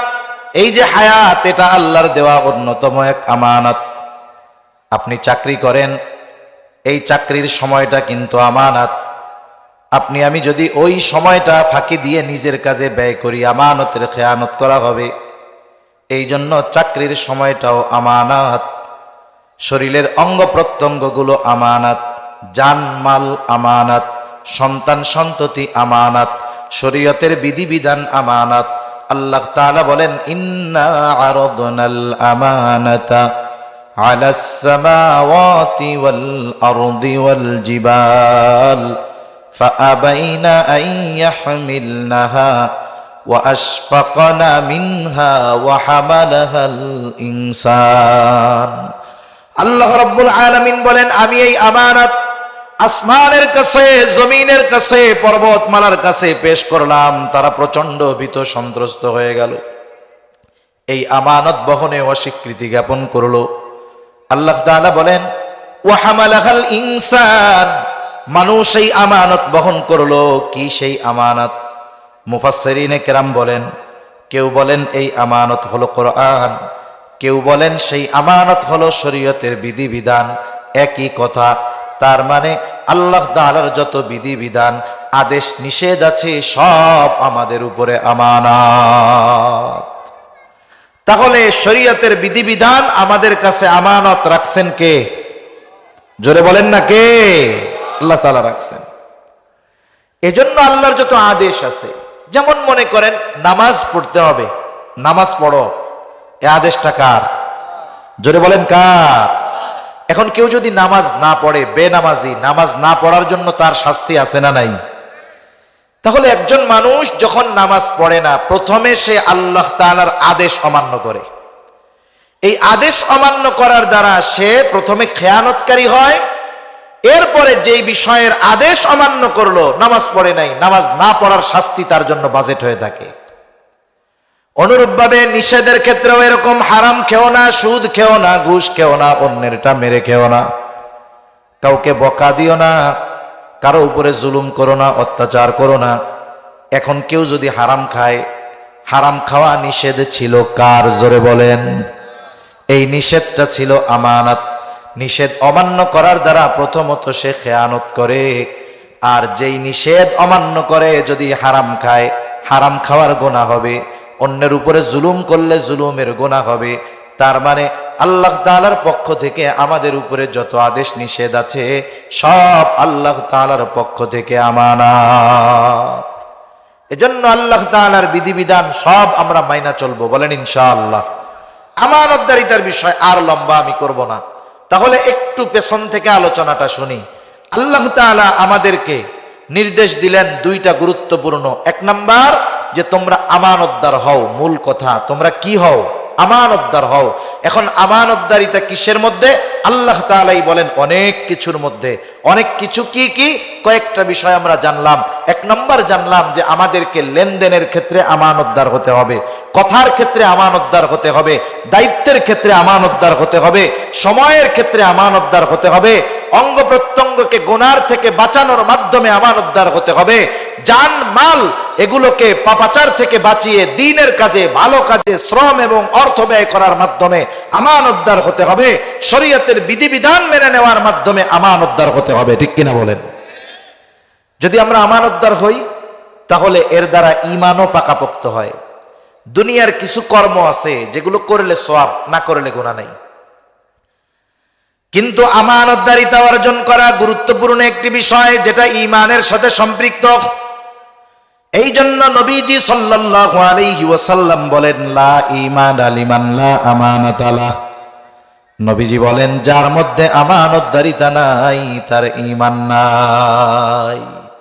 এজন্য আমরা যদি আমাদেরকে পরিপূর্ণ ঈমানদার হিসাবে গড়ে তুলতে চাই, আমানতদারিতার দরকার আছে না নাই? এখন বলেন তো, আমাদের দেশের শাসক যদি এই সমস্ত বিষয়ে আমানতদার হইতো, আমাদের দেশে প্রশাসনিক দায়িত্বে যারা আছে এরা যদি এই সমস্ত বিষয়ে আমানতদার হইতো, পুলিশেরা যদি এই রকম আমানতদার হইতো, সমাজের মানুষ যদি এই রকম আমানতদার হইতো, একটু চোখ বুইজা চিন্তা করেন তো কেমন এক বাংলাদেশ হইতো। ঠিক কিনা বলেন? কেমন এক বাংলাদেশ হতো। কিন্তু আফসোস, এই আমানতদারিতার গুণ যেইভাবে আমাদের মধ্যে থাকার দরকার ছিল 100 ভাগের 1 ভাগও আমাদের মধ্যে নাই। আল্লাহ আমাদের আমানতদার হওয়ার তৌফিক দান করেন, সকলে বলি আমিন। শোনেন, আমানতদারিতা মুমিনের ভূষণ, আর যারা আমানতের খেয়ানত করে এটা মুনাফিকের আলামত। মুনাফিকের আলামত ক্যান্সারের জীবাণুর মতো। ক্যান্সারের ভাইরাস যখন গোটা দেহে বিস্তার লাভ করে, এটা তার মৃত্যুর কারণ হয়ে যায়। মুনাফিকের আলামতগুলো যখন মানুষের জীবনে বিস্তার লাভ করে, ওইগুলো তার ঈমানকে ধ্বংস করে দেয়। ঠিক কিনা বলেন? একজন ঈমানদার যদি ক্যান্সারে মারা যায়, ঈমান থাকলে কিয়ামতে আল্লাহ তারে জান্নাত দিবে। কিন্তু একজন যদি মুনাফিকের আলামতগুলো নিজের মধ্যে বিস্তার লাভ করায় আর তার ঈমান যদি খেয়ে দেয়, ওই ব্যক্তি পরকালে জান্নাতে যাওয়ার কোনো উপায় তার থাকবে না। ঠিক কিনা? যেহেতু কথায় আসলো, হাদিসটাও জানি। মুনাফিকের আলামত কি? নবীজি বলেন, 1 নাম্বার, ইদা হাদ্দাথা কাযাবা। মুনাফিক যখন কথা বলে মিথ্যা কথা বলে। ইদা ওয়াদা আখলাফা, ওয়াদা করলে ওয়াদা খেলাফ করে। 3 নাম্বার, ইদা তুমিনা খানা, আমানতের খেয়ানত করে। আর এক হাদিসে আরেকটা বাড়িয়ে এসেছে, ওয়া ইদা তাখাসামা ফাজারা, মুনাফিকের সাথে যখন কারো একটু ঝগড়া লাগে, মুনাফিক অশ্লীল মন্দ বকাঝকা করে, মিথ্যা কথা বলা, ওয়াদা খেলাফ করা, আমানতের খেয়ানত করা, গালাগালি করা। এই রকম নামাজি আমাদের সমাজে অভাব নাই। আপনাদের সমাজে আছে? মানে এই চারটাই ওই নামাজির মধ্যে আছে। হাজী সাহেব, মসজিদের সভাপতি, দেখা যায় কি মুনাফিকের 4 আলামত ওনার মধ্যে অন্যান্যদের চাইতে বেশি আছে না নাই?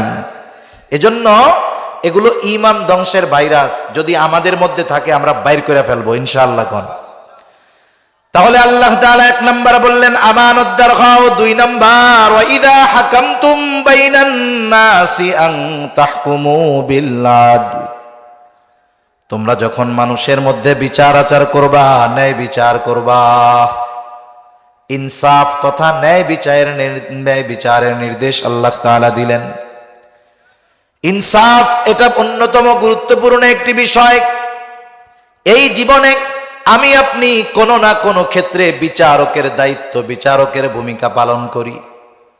আমরা যদি বিচারক বলতে বুঝি সুপ্রিম কোর্টের যিনি জজ, জজ কোর্টের যিনি জজ, ওনারাই মনে হয় বিচারক, এমনটা নয়। অনেক সময় 2 মুসলিম ভাইয়ের মধ্যে দ্বন্দ্ব হয়েছে, তৃতীয় পক্ষ হিসাবে আপনাকে সালিশ বিচারক হিসাবে মানা হলো। 2 জন আইসা বলতেছে ভাই তুমি আমাদের মধ্যে এই বিষয়টার একটু মীমাংসা করে দাও। এই যে 2 জনে আপনার কাছে বিচার প্রার্থী হলো, এখন আপনি এই 2 জনের মধ্যে বিচারক। অনেক সময় পরিবারের মধ্যে বিচারক হয়, বাপ 2 সন্তানের দ্বন্দ্ব নিরসন করে দেয়, বিচারক। আমি আপনি যে কোনো ক্ষেত্রেই যখন ছোট বড় যে কোনো বিচারের দায়িত্ব আসবে, পক্ষপাতিত্ব করা তো যাবেই না, বরং ইনসাফের সাথে এই বিষয়ের সমাধান করতে হবে। ঠিক কিনা বলেন? কোরআনুল কারীমের মধ্যে আল্লাহ তাআলা জানিয়ে দিয়েছেন যারা বিচারক বিচার করবে, যদি কোনো শত্রুও তার কাছে আসে, এই শত্রুর সাথে শত্রুতা বশত, বিদ্বেষ বশত তার উপরে অবিচার করা যাবে না। শত্রুও যদি বিচারের জন্য আসে, তার সাথে ন্যায় বিচার করতে হবে। আল্লাহ তাআলা বলেন ওয়ালা ইয়াজরিমান্নাকুম শানাআনু কওমিন আলা আল্লা তা'দিলু ই'দিলু হুয়া আকরাবু লিত্তাকওয়া। আল্লাহ রাব্বুল আলামিন বলেন কোন সম্প্রদায়ের উপরে বিদ্বেষ বশত তাদের উপরে অবিচার করবা না। কোন সম্প্রদায়ের প্রতি বিদ্বেষ যেন তোমাদেরকে অবিচারের প্রতি উদ্বুদ্ধ না করে, বরং কি করবা? ই'দিলু, তার সাথেও ন্যায় বিচার করবা। তাহলে আল্লাহ তাআলা বিচারকদের নির্দেশ দিচ্ছেন শত্রু হলেও তার সাথে অবিচার করার সুযোগ নাই। কিন্তু দেখা যায় অনেক সময় বিচারক এমন হয়, বাদী বিবাদীর মধ্যে কেউ যদি তার দুশমন থাকে, সে মনে করে এটাই সুযোগ, আমিও আমার বিষয়ের প্রতিশোধটা এখন নিয়ে নিব। এই কাম করা যাবে না। আবার অনেক সময় গ্রাম্য সালিশ হয়। আপনাদের এলাকায় গ্রাম্য সালিশ হয়? গ্রামের মাতবররা আছে না, বিশেষ করে অধিকাংশ সময় গ্রাম্য মাতবররা একটু মুরব্বী থাকে। মুরব্বী কিসিমের হয় না? মুরব্বীরা, এই ধরনের মুরব্বীরা কিন্তু ডেঞ্জারাস। এদের করাত হইল 2 পাশে ধার, মাগার যাইতেও কাটে আইতেও কাটে। এখন 2 জনের মধ্যে দ্বন্দ্ব নিরসন করবে। প্রথম যায় এক গ্রুপের কাছে, বলে তোর সাথে তো ও অন্যায় করছে, আমরা তো তোর পক্ষেই আছি, আমরা তো বুঝি তোর উপরে জুলুম হইছে, হন ওর কাছ থেকে আমরা 5 লাখ জরিমানা আদায় করে দিব, শর্ত হইল আমাগো 2 লাখ দিবি। ও চিন্তা করে, যাক অসুবিধা কি, 3 লাখ তো পাইলাম। এখন এই গ্রুপ আবার ওই যার কাছ থেকে জরিমানা নিব এর কাছে যায়, কয় হন তুই যে অপরাধ করছস, তোর তো 30 লাখ টাকা জরিমানা হওয়া উচিত, তা আমরা তোর জন্য একটু সাপোর্ট দেই, 10 লাখ কইরা দিব নে বিচারক, তোর জন্য আমরা 10 লাখ কইরা দিব নে, আমাকে 5 লাখ দিস। এখন মনে করেন এর কাছ থেকেও খাইলো, ওর কাছ থেকেও খাইলো। এইরকম ন্যায় বিচারক সমাজে আছে না নাই? মনে রাখতে হবে, কিয়ামতের দিন হিসাব দেওয়া লাগবে। হাদিসের মধ্যে আসছে, নবীজি বলেন কিয়ামতের দিন যখন কোথাও কোনো ছায়া থাকবে না আল্লাহর আরশের ছায়া ছাড়া, ওই আরশের ছায়ায় 7 শ্রেণীর মানুষ স্থান পাবে। কয় শ্রেণীর মানুষ? ঘুম আসতেছে আপনাদের? তাকবীর দেন একটা, নারায়ে তাকবীর। আরো জোরে নারায়ে তাকবীর। মাশাআল্লাহ, অল্প সময়ের মধ্যে শেষ হয়ে যাবে।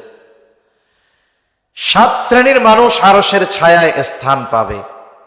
এই 7 শ্রেণীর মধ্যে সর্বপ্রথম নবীজি নামাজির কথা বলেন নাই, রোজাদার দানশীল ব্যক্তির কথা বলেন নাই। নবীজি 1 নম্বরে বলতেছেন ইমামুন আদিলুন, ন্যায়পরায়ণ শাসক। মুহাদ্দিসিনে কেরাম বলেন এর মধ্যে বিচারকও অন্তর্ভুক্ত, কারণ হাদিসের মধ্যে বিচারকের স্পেশাল সম্মানের কথাও নবীজি বলছেন। নবীজি বলেন যারা দুনিয়াতে ন্যায় বিচার করবে, ন্যায় পরায়ণতা অর্জন করবে, ন্যায় বিচারক শাসক যারা, ন্যায় বিচারক যারা ন্যায়ের উপরে বিচার করেছে, কিয়ামতের দিন আল্লাহ তাআলার পাশে বসার জন্য তাদের মতির মেম্বার থাকবে। আল্লাহ তাআলার কাছে মতির চেয়ারে তারা উপবেশন করবে ন্যায় বিচার করার কারণে। এজন্য ন্যায় বিচার করার দরকার, সাথে সাথে ন্যায় বিচার মেনে নেওয়ার মন মানসিকতাও আমাদের হওয়া দরকার। অনেক সময় যারা একটু প্রভাব প্রতিপত্তিশালী হয়, পাওয়ার যাদের হাতে থাকে, ক্ষমতা যাদের হাতে থাকে, কোনো বিচার যদি তাদের বিপক্ষে যায়, সঠিক বিচার কিন্তু রায় গেছে তাদের বিপক্ষে, এটা তারা মানে না। বরং তারা ওই বিচারক যে ন্যায় বিচার করার কারণে তাদের বিপক্ষে রায় গেছে, তাকে চাকরিচ্যুত কইরা আমেরিকা পরবাসে পাঠায় দেয়। ঠিক কিনা বলেন? কিন্তু সোনালী যুগের মানুষগুলোর মধ্যে বিচার মেনে নেওয়ার চিন্তা ভাবনা ছিল, টেন্ডেন্সি ছিল, সাথে সাথে মানুষের ন্যায় বিচার করার প্রতিও সদিচ্ছা ছিল। স্বাভাবিকভাবে যদি কাউকে বিচারক মানা হতো, আদালতের বিচারক না, এমনে বিচারক মানছে, ওই বিচারকও চিন্তা করত এই দুইজনের মধ্যে একটা সঠিক ফয়সালা দিতে হবে, তারা যে হয় হোক। 2-3টা ছোট ছোট উপমা আমি আপনাদের খেদমতে পেশ করে আলোচনা শেষ করে দিব ইনশাআল্লাহ। 1 নম্বর, খলিফাতুল মুসলিমিন হযরত ওমর রাদিয়াল্লাহু তাআলা আনহু, অর্ধ জাহানের শাসক। তিনি গেছেন বাজারে গিয়ে উনি এক ইহুদির কাছ থেকে খুব দেখে শুনে একটা ঘোড়া কিনছেন, ঘোড়াটায় চড়ার জন্য কিনছেন। এখন ঘোড়াটা কিনে উনি বাজারের বাহিরে আসছেন। বাহিরে এসে ঘোড়ায় চড়বেন তো দেখেন ঘোড়ার পায়ে সমস্যা, এটা ঠিকমতো চলতেই পারে না, নিজে ওনারে নিয়ে চলবে কেমনে। এই পায়ে ডিফেক্ট ঘোড়া নিয়ে উনি আবার চলে আসছেন ইহুদির কাছে। এসে বলতেছে এই তুমি আমারে খারাপ ঘোড়া দিছো কেন, তোমার ঘোড়ার পায়ে সমস্যা। ইহুদি বলে না, আমি আপনাকে ভালো ঘোড়া দিয়েছি। খলিফাতুল মুসলিমিন বলে না, তুমি আমাকে খারাপ ঘোড়া দিছো। দুইজনের মধ্যে তর্ক লেগে গেছে। চিন্তা করে দেখেন তর্ক কার সাথে? বলে অর্ধজাহানের শাসক, যেই পথে ওমর চলে সেই পথে শয়তান চলতে ভয় পায়, তার সাথে তর্ক করতেছে একজন ইহুদি। হযরত ওমর রাদিয়াল্লাহু তাআলা আনহু ইহুদিকে বললেন, তোমার আর আমার মধ্যে এই সমস্যা মীমাংসার জন্য একজনকে তুমি ফয়সালাকারী হিসাবে নির্ধারণ করো। ইহুদি নিজের ধর্মের কাউকে ফয়সালাকারী হিসাবে নির্ধারিত করে নাই। সে তাকায় দেখে পাশে সুরাই। বলে খলিফাতুল মুসলিমিন, আমার আর আপনার মাঝে এই দ্বন্দ্ব নিরসনে যেই ফয়সালা দেবে হলো সুরাই, যেটা হয় ফয়সালা দিবে সুরাই। খলিফাতুল মুসলিমিন বলেন ঠিক আছে। এইবার ফয়সালা দেওয়ার আগে হাদিসের মধ্যে আসছে, নবীজি বলেন বিচারকদের উদ্দেশ্যে যে তোমরা যখন বিচার করবা, বাদী বিবাদী উভয়ের কথা সম গুরুত্ব সহকারে শুনবা। এটা বিচারকদের জন্য, ন্যায় বিচারের করার জন্য নবীজি সাল্লাল্লাহু আলাইহি ওয়াসাল্লামের নির্দেশনা। কিন্তু দেখা যাবে মামলা গেছে হুজুরের বিপক্ষে।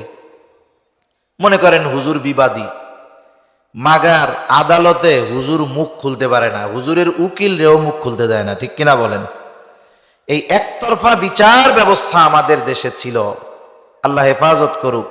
যেই দেশে মানুষ ন্যায় বিচার পায় না, বরং কত পিতাকে দেখেছি সন্তান মারা গেছে, তাকে বলা হয়েছে মামলা করেন।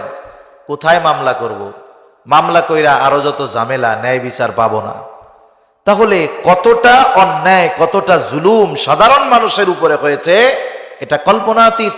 যে সন্তান মারা গেছে, হত্যা হত্যাকারী চোখের সামনে প্রমাণ আছে, এরপরেও পিতা নিশ্চিত যে মামলা করে লাভ কি, যারা হত্যা করছে তাদের বিরুদ্ধে ন্যায় বিচার পাওয়া যাবে না। কেমন এক অতীত আমরা অতিবাহিত করেছি, আল্লাহ যেন ওই রকম ভবিষ্যৎ আমাদের আর না দেয়, বলেন আমিন।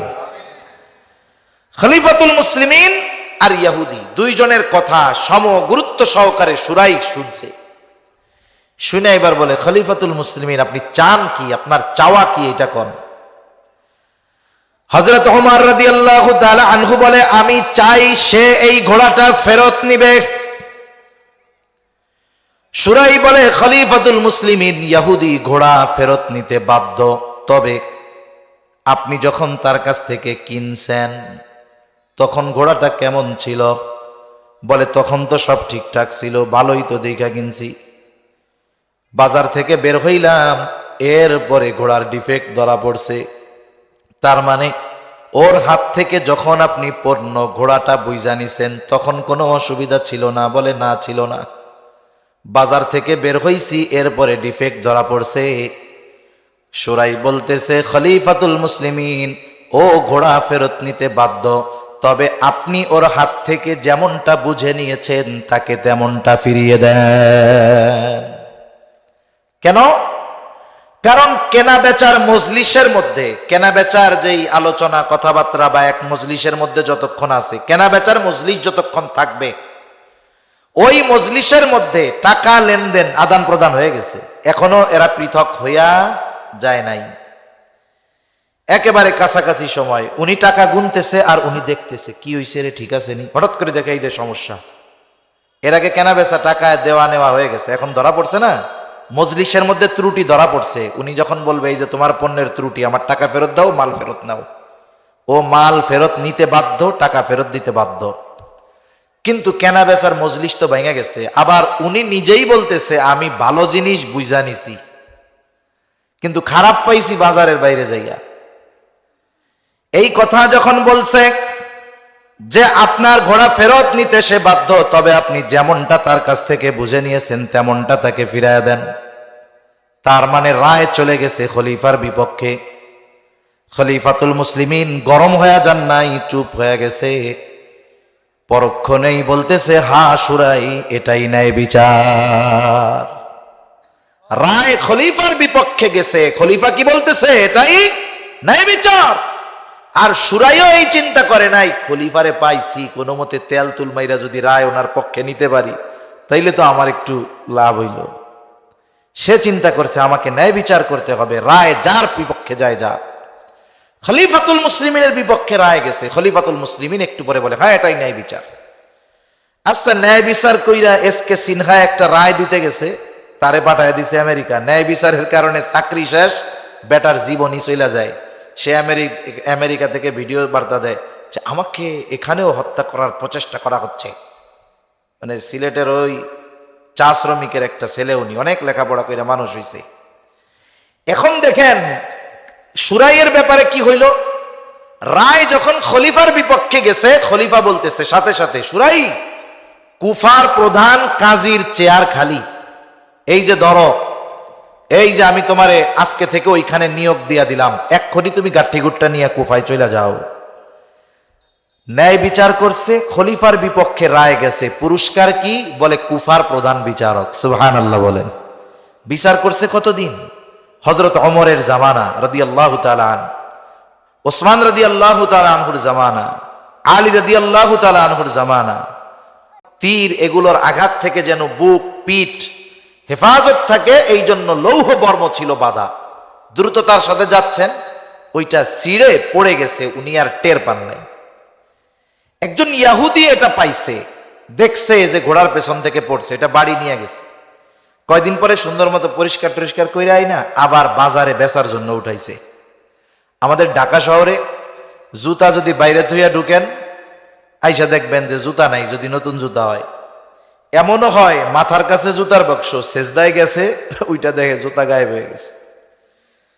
এখন ওই জুতা আপনি আশেপাশের সুরাই মার্কেটে যদি খুঁজেন, ইনশাআল্লাহ পাওয়া যাবেন, আশা করা যায়।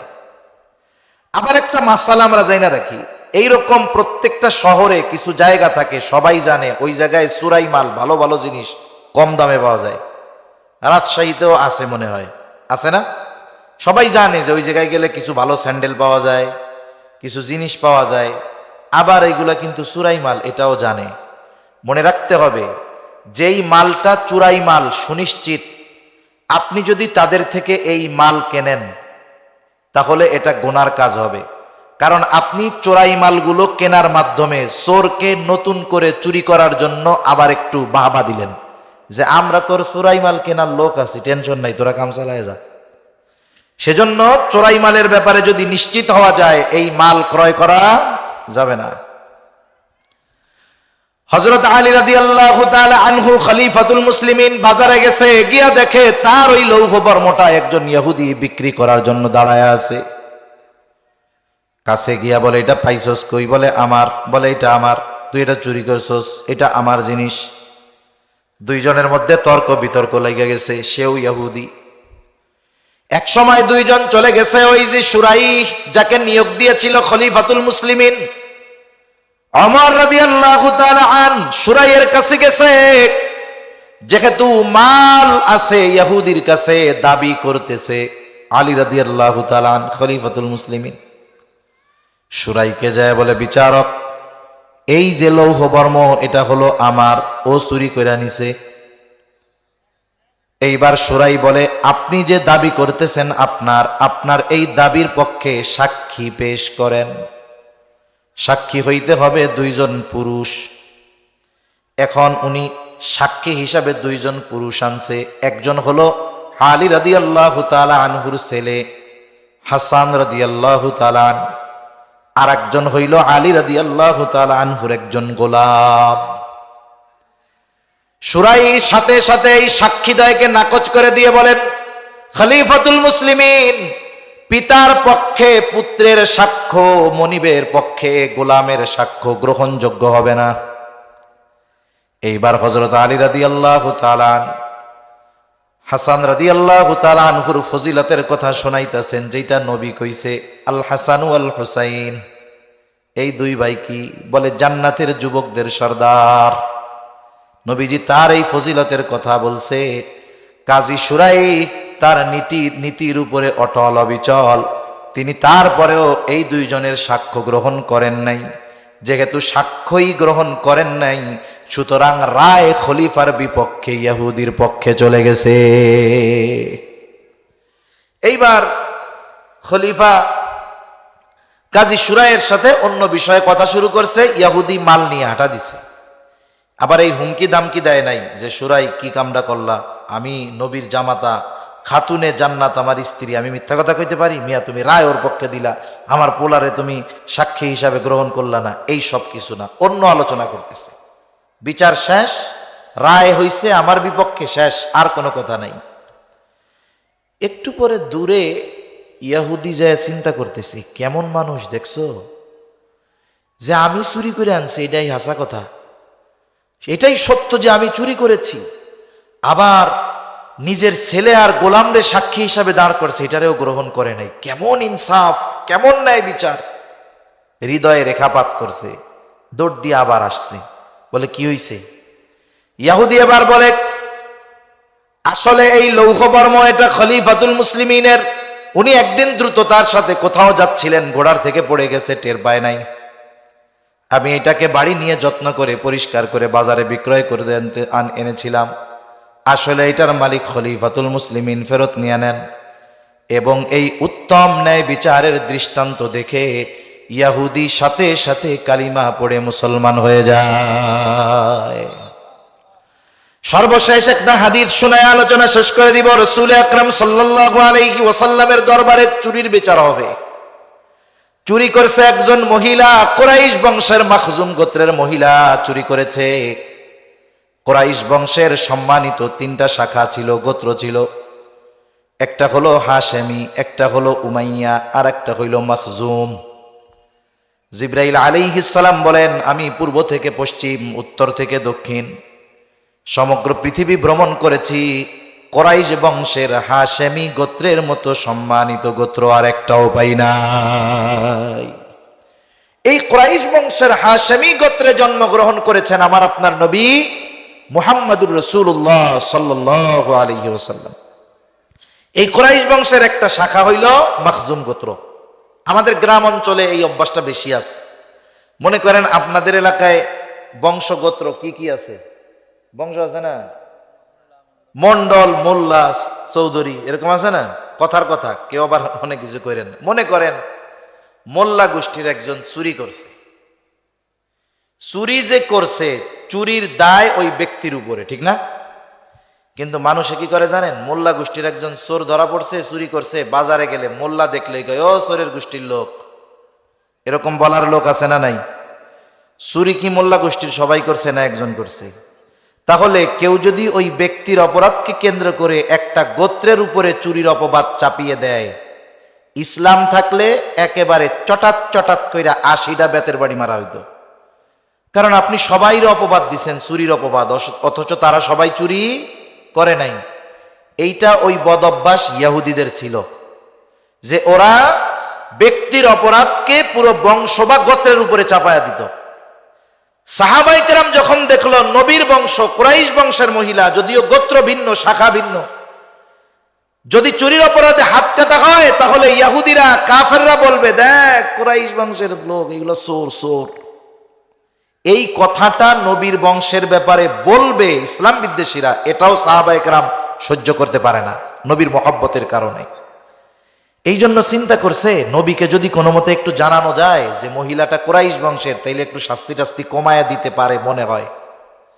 এখন নবীর কাছে তো খবর দেওয়া দরকার। কে গিয়া নবীরে বলবে যে এই মহিলা কুরাইশ বংশের?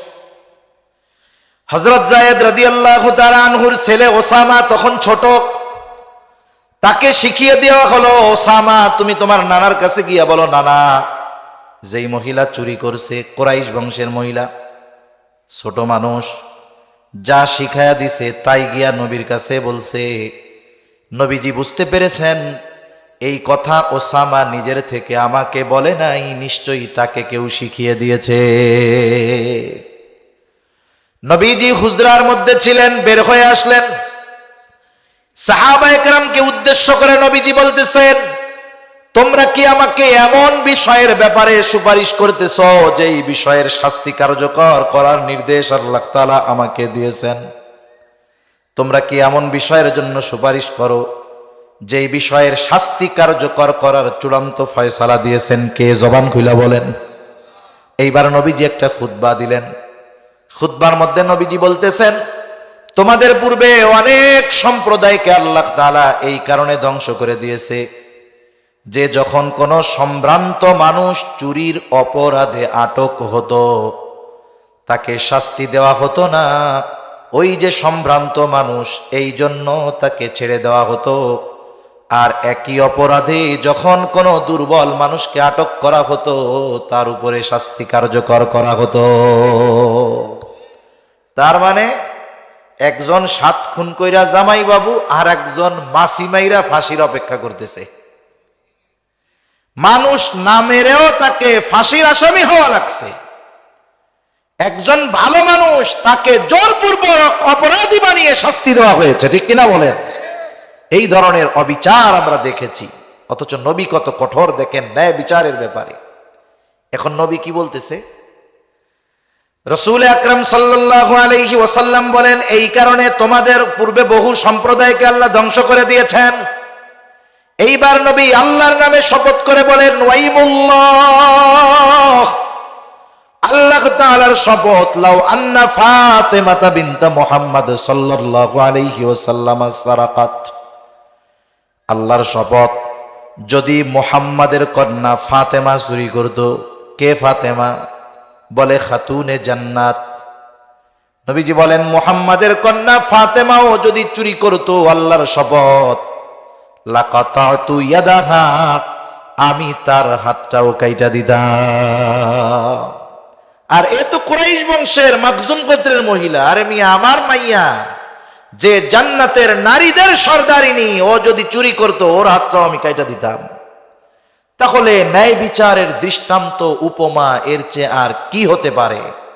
আফসোস, সেই ন্যায় বিচার না আছে পরিবারে, না আছে সমাজে, না আছে সম্প্রদায়ে, না আছে রাষ্ট্রে।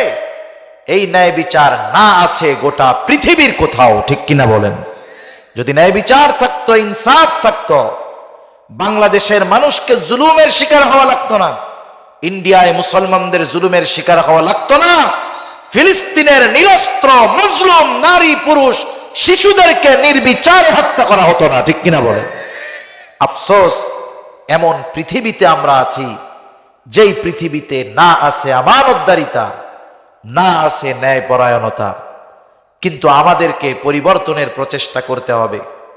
অনেক কিছুই ঘটেছে এই দুনিয়ায় যেটা কল্পনা করি নাই, আল্লাহ এইরকম অনেক কিছু আমাদেরকে দেখিয়েছেন, সংগঠিত করেছেন, ঠিক কিনা বলেন?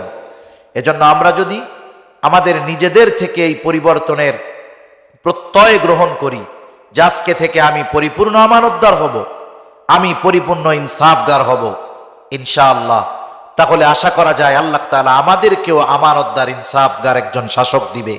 যদি আমরা পরিবর্তন না হই, শুরুতেই বলেছি শাসকের এই চেয়ারে শুধু চেহারার পরিবর্তন হবে, আল্লাহর কসম চরিত্রের পরিবর্তন হবে না। আর আল্লাহ তাআলা এই দুইটা বিষয়কে সুন্দর ওয়াজ বলেছেন। আল্লাহ তাআলা বলেন, ইন্নাল্লাহা নি'ম্মা ইয়াইদুকুম বিহি ইন্নাল্লাহা কানা সামিআন বাসীরা। আল্লাহ তাআলা তোমাদের কতই না সুন্দর ওয়াজ করলেন, এবং সাথে সাথে আল্লাহ তাআলা জানিয়ে দিলেন এই ওয়াজ শুইনা আমল করো কি করো না আমি আল্লাহ দেখি। এই ওয়াজ শুনে তোমরা কি আলোচনা সমালোচনা করো আমি আল্লাহ শুনি। কেন?